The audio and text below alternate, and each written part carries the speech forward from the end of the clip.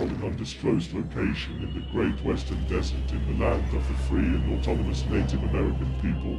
The 2024 presidential campaign in its time to return all US land back to their rights owners. This is the Ben Zion Podcast. Techno-communism. Okay, here's another scary story. An EU analyst says the end of the internet is near. Ooh, this is definitely actual clickbait.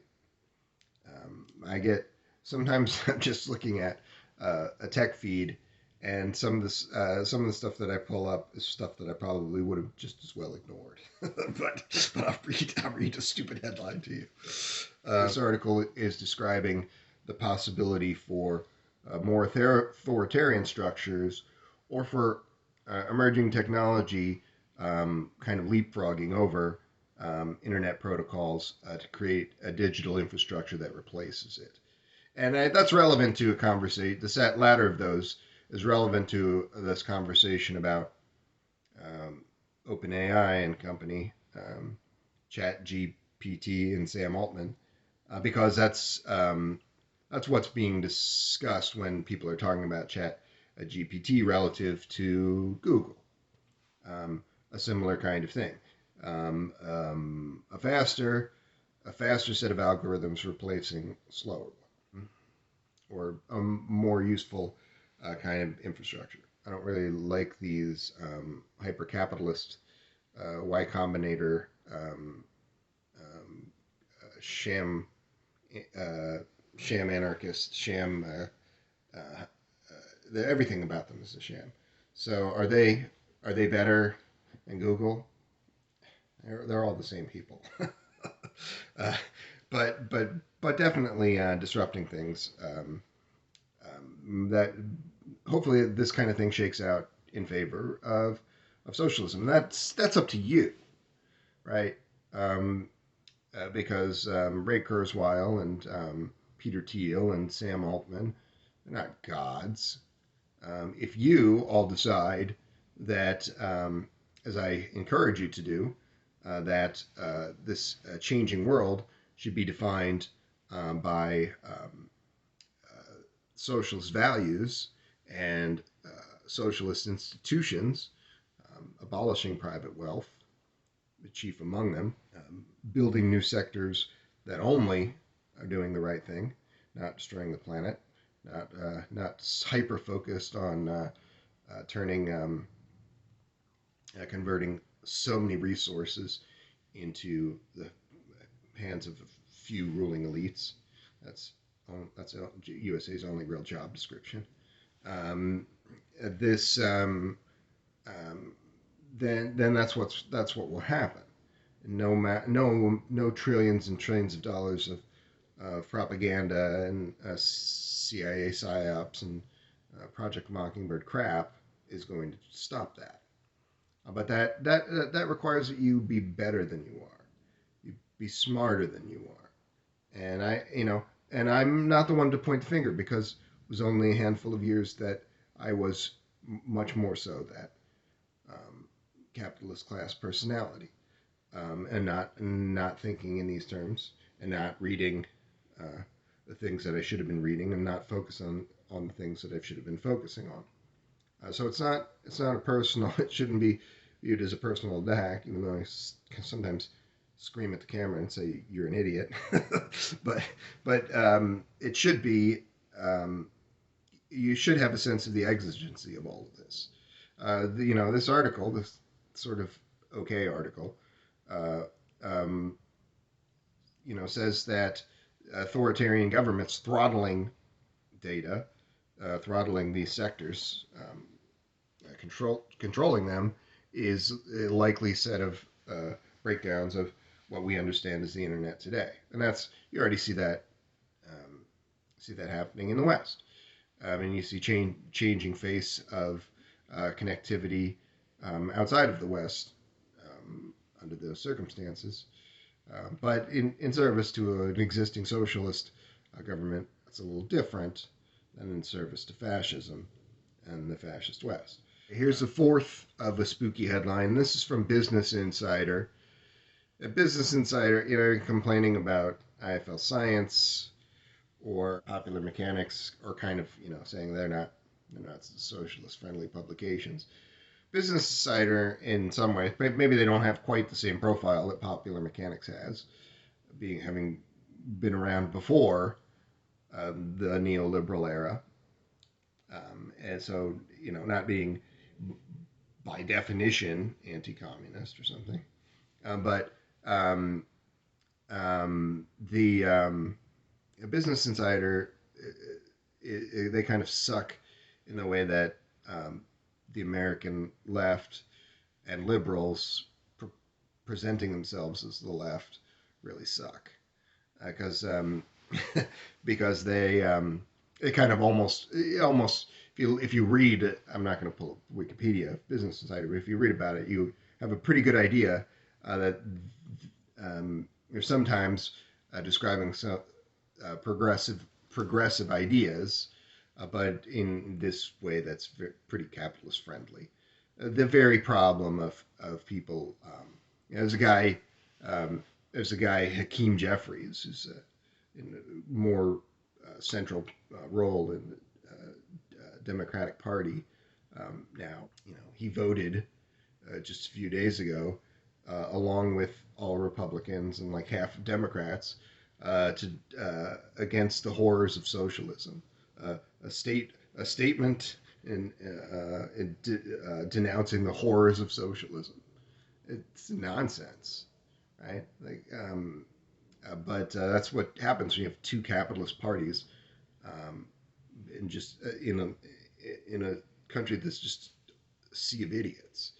Um, that building a humane and sustainable economic system is a horror, but Americans killing 100 million people over the course of 150 years for the mostly all of them for being civilians, an awful lot of them being civilians, and even if they're enemy combatants, so what? Um, they were enemy combatants more on the right side of history than your combatants. You have a worthless two-party system. You have somebody who will be called, an ally and a friend of the left or something, like Hakeem Jeffries is was involved with Democratic Socialists, um, to some degree, and but then voting again, stating proudly that he hates socialists. That's kind of Business Insider, probably in a nutshell. This is a problem when you have everything focused around what the capitalist class wants. And liberals are the outer edge of what is considered acceptable in terms of progress, and so nothing is done. People have been saying you have to vote for Democrats in the interest of harm reduction for umpteen decades, and harm has not been reduced. Right? Under capitalism, harm is increased. So stop believing the lies of the liberal class, and stop believing this false framing of every issue around the capitalist class. You say, "Oh, Ben Zion, you're outside the Overton window." The Overton window is a part of this Project Mockingbird. The accepted range of discourse is an artifice. It's been created by this fascist country and its three-letter agencies, and its and more naturalistic creation of other institutions than complete artifice of three-letter agencies. But it's only naturalistic um, in a limited sense because it's based on bad premises. CEO of Stability AI, an OpenAI rival, reportedly told employees they were all going to die as competition heats up. So this is a little bit similar to a headline that I may have alluded to, where in another sector, talking about quantum computer. Quantum computer. There's a bunch of quantum computing research and development going on. Some of them didn't remain competitive, and so those guys are like, well, our companies were worth $1 billion, but we recognize that in 2 years' time they will be worthless, and their valuations are falling off a cliff. This guy is probably looking at a similar free fall, a competitor of OpenAI. Okay, so I picked this headline because this in keeping with the theme of super scary tech headlines, but he doesn't actually think he's going to die, right? He's going to get a big fat golden parachute, and he'll still be alive. A lot of people will die, but not this guy. His company is in trouble. As this was a more open source model, so don't not fuck that guy. A stability AI was a more open source model for something like this. So the people who are this is the kind of thing that happens, right? As complaining about Brett Weinstein and Lex Friedman, these people that they say really dumb things. I mean, okay, so Lex Friedman knows an awful lot about computer science in a broad sense. He knows a lot more than me or most people. But most of what he says from his blog and social media is he's like, well, I'm just an objective guy who loves computer science, but it's all pure capitalist propaganda, and so that's the thing. The people who are allowed to have access, allowed to build out operation that has millions of followers, allowed to be influential tech personalities or tech companies are not. They're almost never people like Stability AI that are doing the open source stuff. They get forced out of the market in the fascist world. But I have to believe that maybe that will change.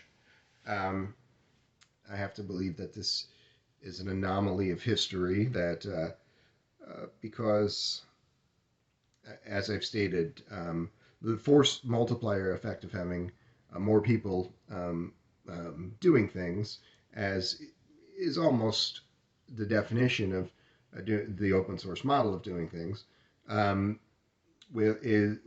will ultimately win the day, and we're already moving toward that world. So the people like OpenAI can lock this stuff down now and kind of rat fuck it. They'll use it more or less just to concentrate existing power, and it'll seem like it's something really revolutionary. But then the real revolutionary thing will come in another country, and they can't completely rat fuck every one of those things. Although, said that of the fascist West relative to existing socialist states of decades past, and they were able to dismantle those. But eventually, they will be outpaced. I thought I would ask ChatGPT a question that you might be asking, and see what it would have to say. This is to end our conversation. I'll round it out with one more ChatGPT prompt. What are some things that more advanced quantum computers might be capable of? Quantum computers have the potential to perform certain tasks much faster and more efficiently than classical computers.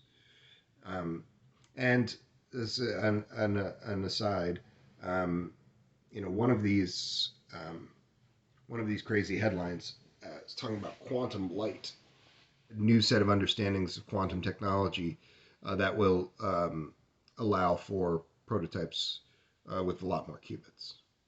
A lot more powerful quantum computers. That's to say, like a billion qubit quantum computer, the prototype being designed. What does that mean? If 400 qubits can hack any system, if it's well made, or becoming more stably made, what does a billion qubits do? I don't know. It's big change, though. Quantum computers have the potential to perform certain tasks faster and more efficiently.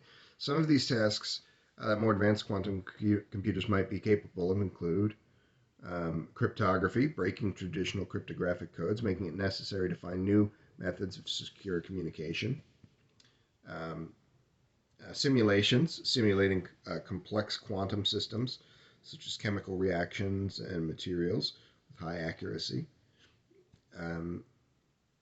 optimization problems, solving optimization problems that are hard for classical computers, such as a traveling salesman problem and portfolio optimization. Machine learning, improving machine learning algorithms such as deep learning by using quantum algorithms. A database search, searching large databases much faster than classical computers using Grover's algorithm. However, it is important to note that quantum computers are still in their early stages of development, and it will likely be several years before they are capable of these advanced applications. I'll leave you with another question, not from ChatGPT. This was from an ordinary chat group.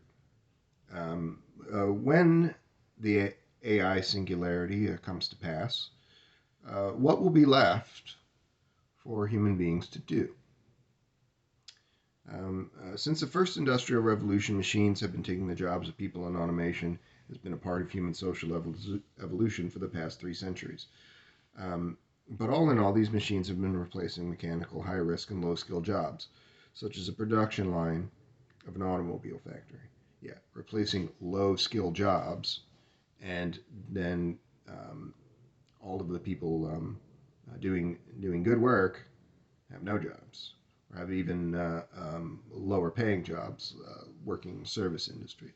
It's 55 to 60% of workers, all workers in the U.S., are people working in the service industry and or working for minimum wage in that way, not a living wage.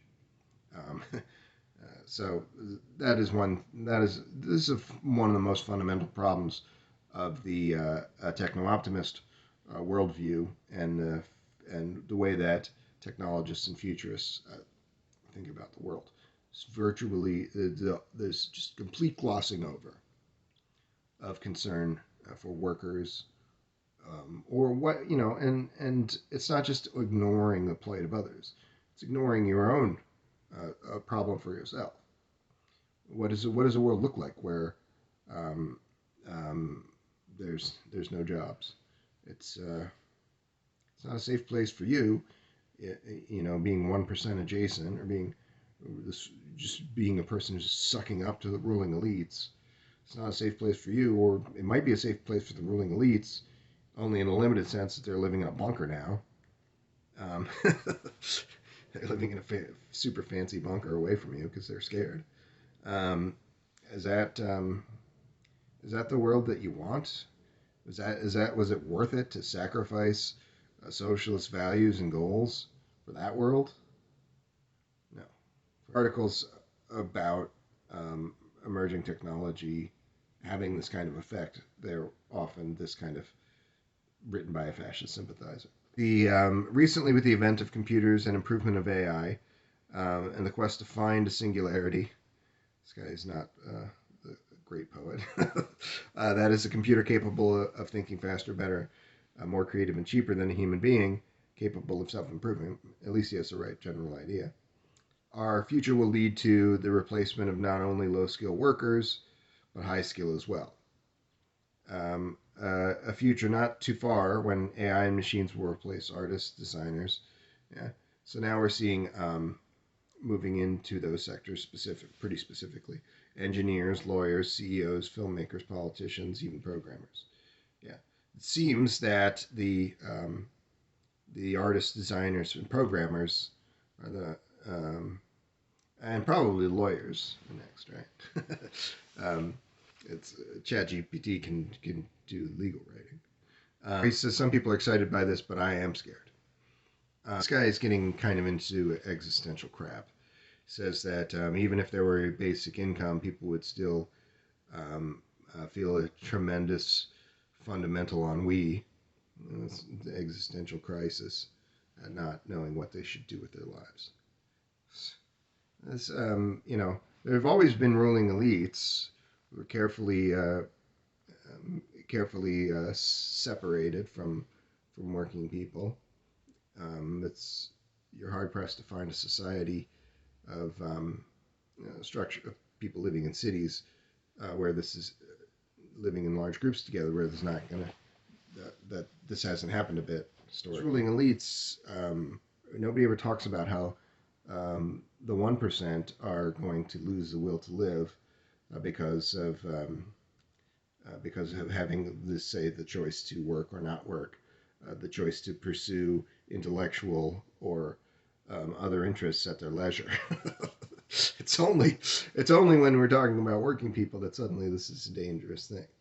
And that's the most important thing that you should remember there. This is another one of those very sneaky CIA talking point type things that's been drilled into your head, not because there's any real truth to it, but just because tricking you into not supporting your own interests and the interests of workers is all that capitalists ever think about. So this dolt is saying that, and you won't find too many techies who won't say what this guy's saying, and then they're all elitists going out of their way to never say anything to do with collectivism or solidarity with the downtrodden. That's their whole thing. And looking at this guy's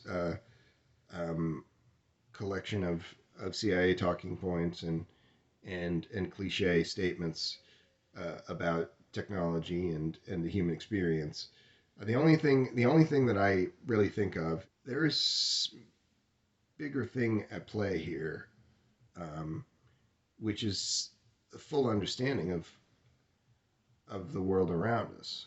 Right? We don't know very much about who we are. We don't have the depth of understanding to understand our civilization very well, to understand science or so much of science very well. There's so many holes in our understanding, and this world of artificial general intelligence, and ultimately this world of advanced interfaces and people using AI to in their to become a part of themselves and to become connected with others, but even just a world with only AGI and no shift toward a hive mind. Even just that is a world where the body of knowledge becomes a good deal bigger, and the working understanding of who human beings are and what. So it's the opposite of what this Joker is saying, right? If you have a deeper understanding of who you are, a deeper understanding of the world around you, a deeper understanding of all of the hard sciences and all of the sciences, then you're not more confused. You're not more aimless. You're less aimless. And the only reason that people are ever citing this aimlessness is just because what they're really doing is protecting the ruling class.